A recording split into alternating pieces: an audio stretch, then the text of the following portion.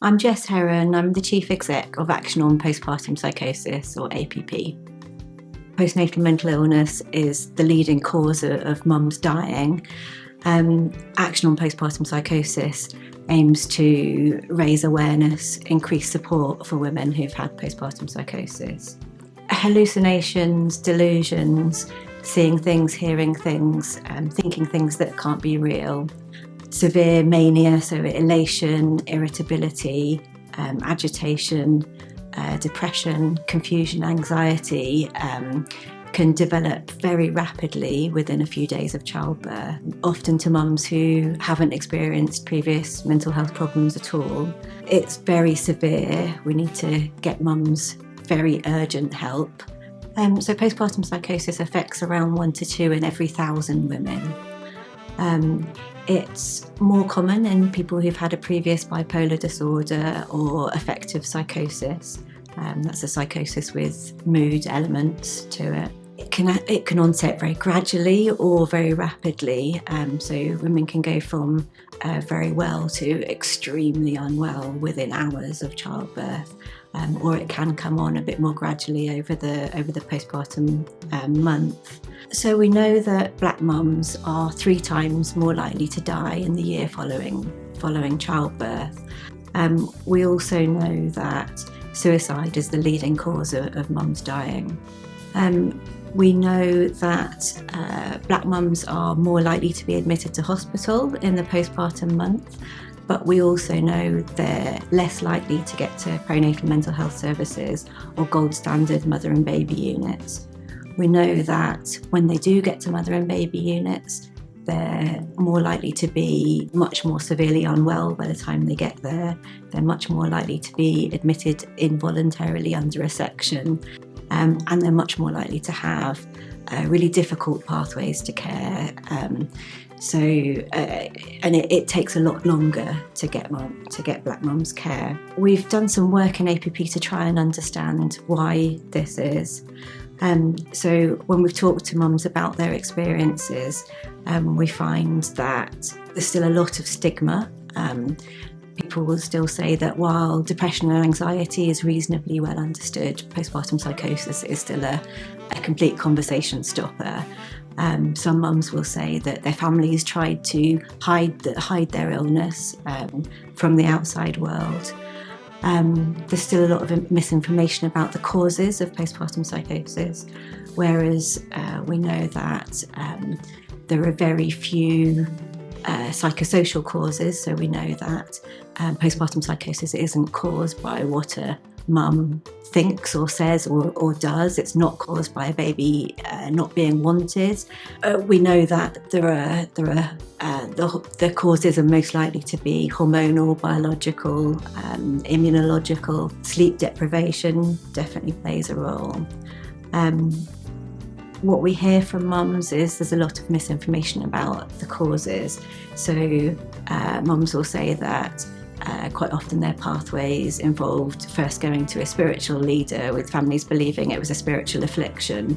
And eventually, when they got to gold standard perinatal mental health services, they had to be, people often relied on their partners to break away from family wishes to be able to get that care.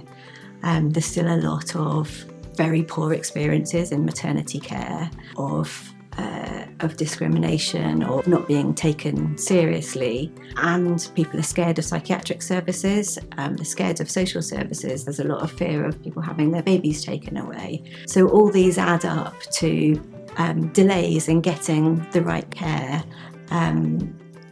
When families haven't heard of postpartum psychosis, they haven't heard of mother and baby units, they don't understand the good care that mother and baby units can give, keeping mums with their baby, with all the right services around, with input from midwifery, input from psychological services, input from peer support, like in APP and Motivational Mums.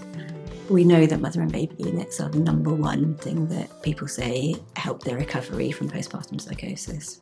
So mother and baby units are specialist facilities around the country They are often linked to psychiatric units, but they have separate entrances, separate wards. They are where mothers can be kept with their babies. There is a whole multidisciplinary team that sits around a mum to support her from recovering. That can involve midwives, social workers, a psychiatrist, psychologist, peer supporters, nursery nurses that can help build mum's confidence with caring for her baby. So at the point she's discharged, she feels much more confident with her baby. The staff are very knowledgeable about postnatal mental illness. They understand the special treatments, the special care that mums need in order to care for their babies. So we're doing a lot of outreach with religious groups to try and educate them about postpartum psychosis and how to get help.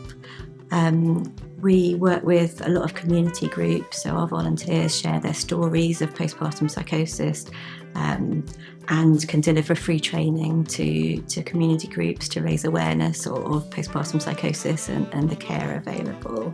We know in terms of support that peer support is much more effective when it's culturally relevant.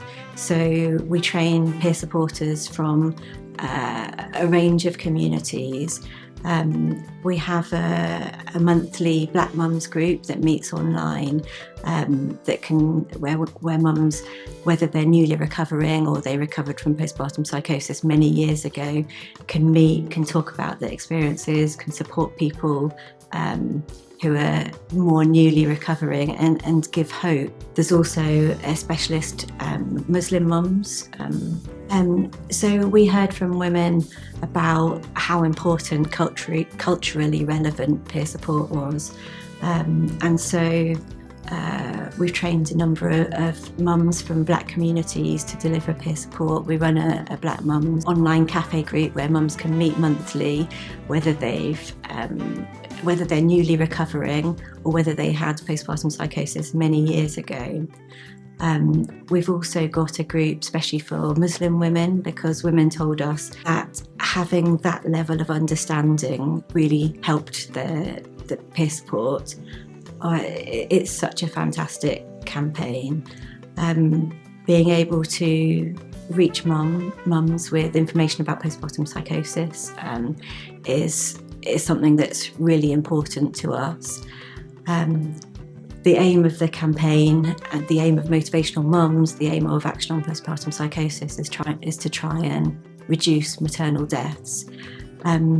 Every maternal death has an impact not only on the child, that will be a lifelong impact, the partner, the family, but it ripples through communities, it ripples through generations. So every maternal death that we can prevent will have such an impact. Maternity care focuses a lot on the baby, and being able to talk to mums, give them a safe space to share how they're feeling, careful listening, caring listening is so important. In postpartum psychosis, there are two really important reasons to ask a mum how she is. So in identifying the illness in the first place, often mums won't know that they're unwell. They often don't realise themselves. It's partners, it's family members, it's health professionals that will first notice the symptoms. But talking to mums is really important because their answers might come across as strange, might be incongruent. You might be able to identify postpartum psychosis early, and that's really important in getting rapid care. The other time it's really important to be able to ask mums in a caring way how they are is when they're experiencing psychosis. So psychosis can be very frightening for women. It's very frightening for health professionals caring for people who are going through postpartum psychosis. And so health professionals need training to understand the fear that they're experiencing and how to manage that fear, how to de-escalate, how to still talk to somebody as if they're a friend, to be able to sit beside them, to help them realise they will recover, that their delusions, their hallucinations will feel very frightening, but they will get better. They're not alone. There are communities out there that will support them through to full recovery. Action on Postpartum Psychosis is out there, Motivational Mums is out there. There are lots of community groups around the country that can help them, and they will get better. So for mums that have experienced previous bipolar or affective psychosis, it's making sure that the plans are in place, that they get referral to their perinatal mental health services. For mums that haven't had any experience of previous mental illness, the 50% of mums where postpartum psychosis comes out of the blue, it's being aware that postpartum psychosis is an uncommon outcome of childbirth, but that when it happens, the services are there. It's important that they educate their families, that families know what symptoms to look out for, and know how to get help and know that you will recover. So initially, when mums are really unwell, mother and baby units are absolutely the best place for mums to be, but recovery takes a long time. It's very traumatic. Postpartum psychosis has lifelong impacts. So it's really important that people will access psychological therapies, and we know how important peer support is. So embrace peer support. Peer support's available more and more in mother and baby units. So organisations like Action on Postpartum Psychosis, Motivational Mums are working inside mother and baby units to get help to women at the very early point when they're at their most frightened, to know they're safe, to know that there's hope, to know they'll recover, and to help them understand that they're becoming part of a community that will support them and be there for them through to full recovery and in managing the lifelong impacts of postnatal mental illness. We've been working for a long time with Motivational Mums Club, and we've got some really exciting activities planned for the future. So a lot more outreach and education activities. We've got a storytelling workshop coming up for black mums to support black mums when they want to raise awareness. And we're hoping that we can work together more in mother and baby units to provide support exactly when women need it. Ask a mum, how are you today?